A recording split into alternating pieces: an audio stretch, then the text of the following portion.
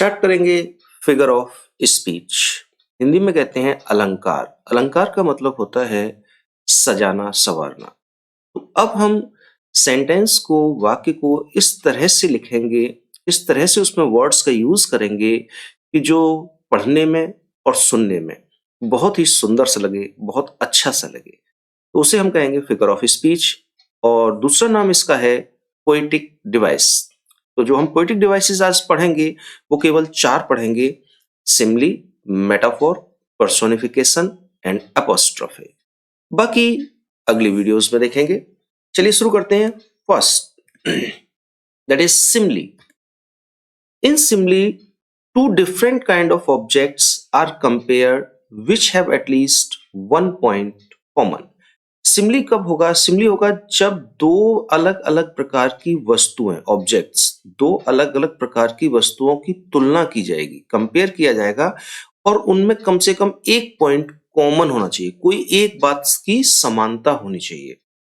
और सबसे इंपॉर्टेंट चीज होती है word like, as and so are use for comparison. तो कंपैरिजन करने के लिए, तुलना करने के लिए या तो लाइक यूज होगा या एज यूज होगा या सो यूज होगा। चलिए देखते हैं एग्जांपल्स इसके। It dropped as gentle rain from heaven. Poem है मर्सी, उससे ली है ये लाइन। इट, यह है यानी कि मर्सी, दया।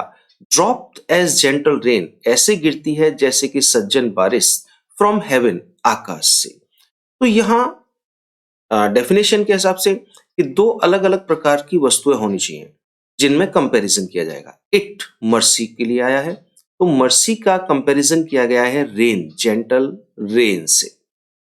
और दोनों में एक चीज कॉमन होनी चाहिए, जैसे कि रेन आकाश से खुद ब खुद स्वतः गिरती है, ठीक वैसे ही जो मर्सी है, दया है, वो भी खुद ही मनुष्य के हृदय में पैदा होती है। यानी कि दोनों ही चीजें, रेन और मर्सी, दबाव से नहीं, अपने आप स्पॉन्टेनियसली आती हैं, किसी के दबाव में नहीं आती। तो यहाँ दो अलग अलग प्रकार की वस्तुएं हैं, दोनों का कंपैरिजन किया गया है, जिनमें एक चीज कॉमन है कि वो खुद ब खुद पैदा होती हैं। और लाइक, सो और एज में से यहाँ आया है एज। तो हम कहेंगे कि इस लाइन में जो है वो है हमारा सिमली। है I wandered lonely as a cloud. ये डैफोडिल नाम की एक पोइम है, उसमें से लिया गया है। आई, पोएट अपने लिए कह रहा है, आई वॉन्डर्ड, मैं घूमा, लॉनली, अकेला, एज अ क्लाउड, बादल की तरह से। तो यहां पोएट ने अपने आप को कंपेयर किया है क्लाउड से, कि मैं कैसा हूं, बादल की जैसा हूं। और इसके लिए इन दोनों में एक ही चीज कॉमन है कि मैं ठीक वैसे ही अकेला घूमा जैसे कि एक बादल का टुकड़ा खुद अकेला घूमता है, स्वतंत्र। और एज का यूज किया गया है कंपैरिजन करने के लिए। तो इस लाइन में होगा हमारा simile. I am like a raindrop. ये मॉम्स एम्ब्रेस करके पोइम है, उसमें से है। पोइट कह रहा है आई एम लाइक, मैं हूं तरह से, अ रेन ड्रॉप, एक बारिश। तो पोइट अपना कंपैरिजन रेन ड्रॉप से कर रहा है। और दोनों में एक चीज कॉमन है कि जिस तरह से पोएट, वो जिस तरह से रेन ड्रॉप बहुत सॉफ्ट होती है, ठीक वैसे ही पोएट भी माँ की गोद में बहुत ही सॉफ्ट है। और लाइक, सोरेस में से यहां आया है लाइक। तो यहां कहेंगे हम इस लाइन में है हमारा सिमली। ये लाइन मैं आपको दे रहा हूं, आप खुद बताएंगे इसमें सिमली है तो कैसे है। The air was heavy like a wet cloth. ये बिफोर द स्टॉर्म नाम की एक पोइम है, उसमें से ली गई है line. The air was heavy like a wet cloth, वो टॉवल। आप बताइए कैसे है सिमली। सबसे पहले तो देखिए कि दो अलग अलग प्रकार की वस्तुएं होनी चाहिए, two different kind of objects, जिनका कंपैरिजन हो रहा है। मिली आपको? देखो देखो, चलिए मैं बताता हूं। एयर का कंपैरिजन हो रहा है वेट टॉवल से, ओके। और जिनमें एक चीज कॉमन है, वेट टॉवल, गीली टॉवल जो है वो ऐसी ही भारी है जैसे कि इस समय हवा। तो दोनों में एक चीज कॉमन हो गई, हैवीनेस। और लाइक, सो और एस का यूज होना चाहिए, तो यहां पर आया है आपका लाइक। तो हम कहेंगे इस लाइन में हमारा है सिमली। क्लियर? आगे देखते हैं metaphor. In metaphor two different kind of objects are compared. ये तो सिमले में भी होता था। होता है। तो सिमिली और मेटाफोर मिलते जुलते हैं कि दोनों में ही क्या होता है, two different kind of objects are compared. दोनों में ही क्या है, अलग अलग प्रकार की दो वस्तुओं के बीच में तुलना की जाती है। लेकिन मेटाफोर में क्या होता है, and as also treated as the same, ये एंड है यहाँ, and also treated as the same, और दोनों को एक जैसा ही मान लिया जाता है। तो दोनों दो डिफरेंट काइंड की जो हो ऑब्जेक्ट्स होंगे उनका कंपैरिजन होगा और दोनों को एक जैसा ही मान लिया जाएगा, तो होगा metaphor. Word like and as and so are not use for comparison, और कंपैरिजन करने के लिए लाइक सो और एज का यूज नहीं होगा। देखिए एग्जांपल्स क्या कहते हैं। I am one of many small branches of a broken tree. A broken family tree poem है, उसमें से ली है। पोइट कह रहा है आई एम, मैं हूं, one of my small branches, छोटी छोटी शाखाओं में से एक, ऑफ अ ब्रोकन ट्री, टूटे हुए पेड़। मैं टूटे हुए पेड़ की छोटी छोटी बहुत सारी शाखाओं में से एक हूं। तो पोएट जो है अपना कंपैरिजन कर रहा है स्मॉल ब्रांचेस से, और दोनों को एक जैसा ही मान लिया जाता है। एंड ऑल्सो ट्रीट, ये एंड है यहां पर, and also treated as a same, और एक सही मान लिया जाता है कि मैं क्या हूं, छोटी छोटी ब्रांचेस हूं, और छोटी छोटी ब्रांचेस ही क्या है, वो मैं हूं। तो मैं ही ब्रांचेस हूं, ब्रांचेस ही मैं हूं। तो यहां मेटाफोर।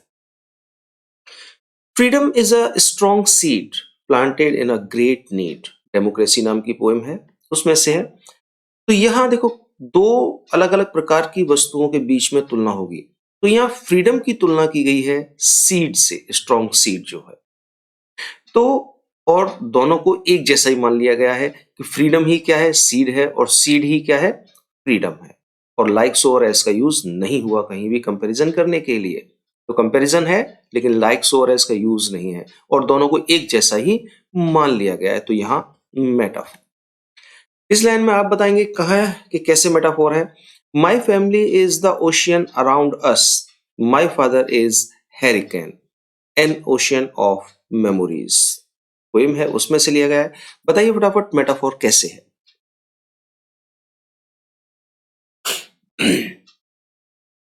तो देखो मेटाफोर पता करने के लिए सबसे पहले देखेंगे two different kind of objects are compared, किन दो चीजों में आपस में जो है कंपेयर किया गया है। माई फैमिली इज ओशियन, मेरा परिवार कैसा है, ओशियन की जैसा है। तो परिवार का कंपैरिजन, फैमिली का कंपैरिजन ओशियन से हो रहा है। यहां पर my father is the hurricane, और माई फादर का कंपैरिजन हैरिकेन, तूफान का नाम है हैरिकेन, तो तूफान से हो रहा है। और दोनों को एक जैसा ही मान लिया जाता है कि पिताजी कैसे हैं, तूफान की तरह से, और तूफानी कैसा है, पिताजी की तरह से। यहाँ फैमिली कैसी है, सागर की तरह से, और सागर कैसा है, मेरी फैमिली की तरह से। तो यहाँ होगा मेटाफोर। आगे देखेंगे पर्सोनिफिकेशन। देखो नाम से क्लियर है, पर्सन, यहां तक पर्सन, यानी कि जहां भी किसी भी चीज को पर्सन के रूप में रिप्रेजेंट किया जाएगा, व्यक्ति के रूप में रिप्रेजेंट किया जाएगा, वो पर्सोनिफिकेशन हो जाएगा। इन पर्सोनिफिकेशन लाइफलेस ऑब्जेक्ट्स और abstract ideas are treated as a person having life. Personification में क्या होता है, लाइफलेस ऑब्जेक्ट कहेंगे निर्जीव वस्तुएं, और एब्स्ट्रैक्ट आइडियाज, एब्स्ट्रैक्ट कहते हैं भाववाचक, यानी कि कोई भी ऐसी चीज जिसका कोई रूप नहीं है, जिसका कोई रंग नहीं है, जिसका कोई आकार नहीं है, जिसे हम देख नहीं सकते, जिसे हम छू नहीं सकते, वो चीज सिर्फ ऐसी है जिसे हम महसूस कर सकते हैं। जैसे ईमानदारी, देखिए कभी कैसी है, गोल है कि चौखंडी है, नहीं, उसे हम छू नहीं सकते, उसका कोई रंग नहीं है, सिर्फ महसूस कर सकते हैं। बेईमानी, भूख, प्यास, अमीरी, गरीबी, ये सब एब्स्ट्रैक्ट आइडियाज हैं। तो एब्स्ट्रैक्ट आइडियाज क्या तो लाइफलेस ऑब्जेक्ट या एब्स्ट्रैक्ट आइडियाज आर ट्रीटेड, उनके साथ व्यवहार किया जाता है एज अ पर्सन, एक व्यक्ति की तरह से, हैविंग लाइफ, जिसका अपना जीवन है। तो अब हम लाइफलेस ऑब्जेक्ट को या एब्स्ट्रैक्ट आइडियाज को ऐसे रिप्रेजेंट करेंगे जैसे कि वो व्यक्ति है।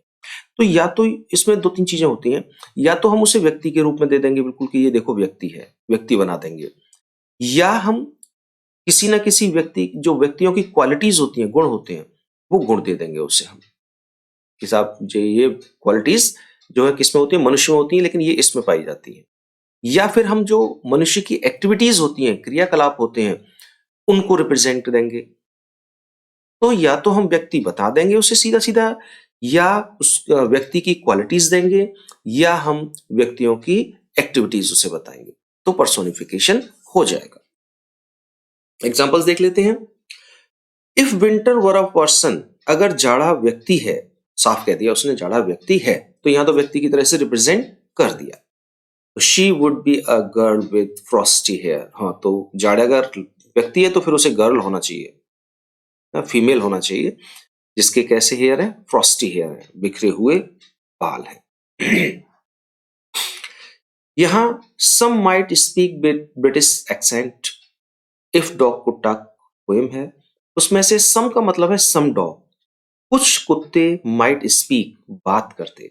अब देखो, बात करना जो है वो पर्सन की एक्टिविटी है, पर्सन के व्यक्ति के क्रियाकलाप है, तो वो उसमें आता है। तो यहाँ सम से मतलब है कुछ डॉग, कुत्ते, तो कुत्तों को एक एक्टिविटी बताई है मनुष्य की, तो वो एक व्यक्ति के रूप में हो गया, व्यक्ति के रूप में हो गया तो पर्सोनिफिकेशन हो गया।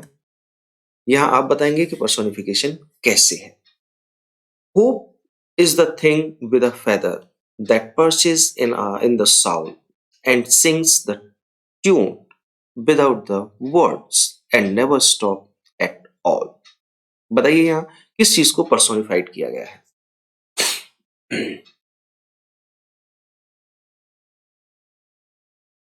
यहाँ पर्सोनिफाइड किया गया है होप, आशा को।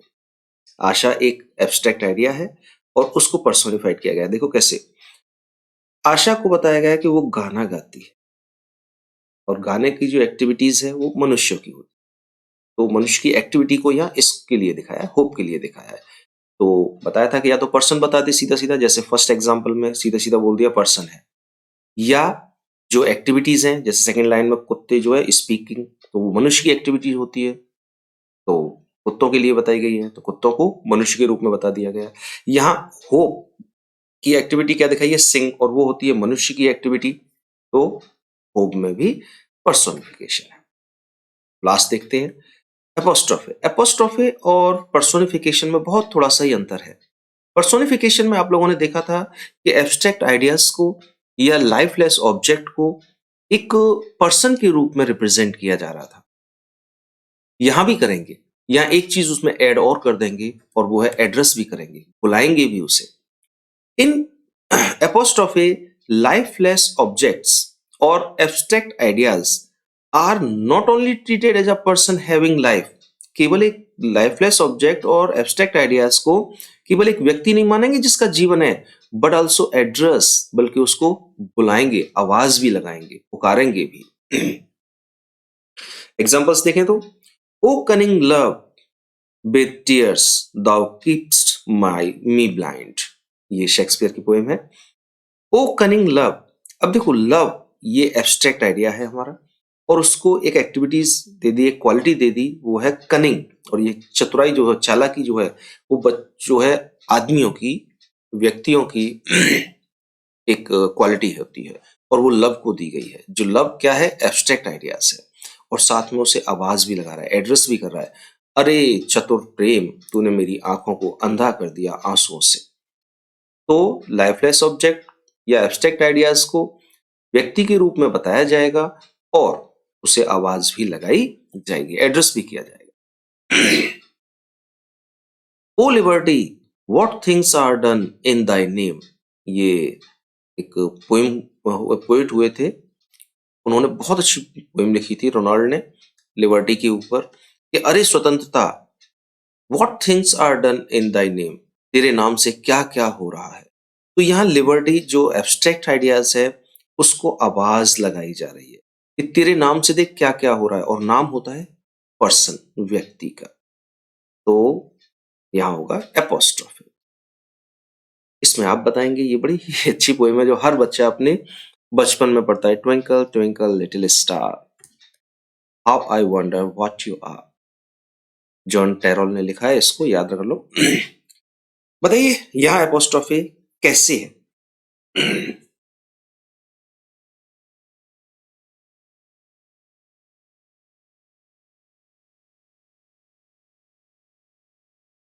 देखिए एपोस्ट्रोफी में क्या होता है, लाइफलेस ऑब्जेक्ट और एब्स्ट्रैक्ट आइडियाज को पर्सन के रूप में व्यक्त किया जाता है और साथ ही साथ उसे एड्रेस भी किया जाता है।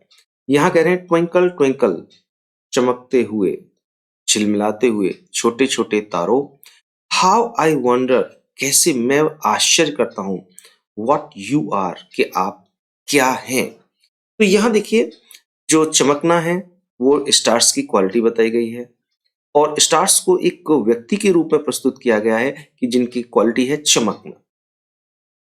और यहाँ आवाज भी दे रहे हैं, अरे छोटे छोटे तारों, चमकते हुए तारों, मैं बड़ा आश्चर्य करता हूं कि तुम आखिर हो क्या। तो उन्हें आवाज भी कर रहे हैं, उन्हें एड्रेस भी कर रहे हैं, तो यहाँ हम कहेंगे एपोस्ट्रोफी है। तो चलिए आज ये 4 कंप्लीट हो गए यहाँ पे हमारे।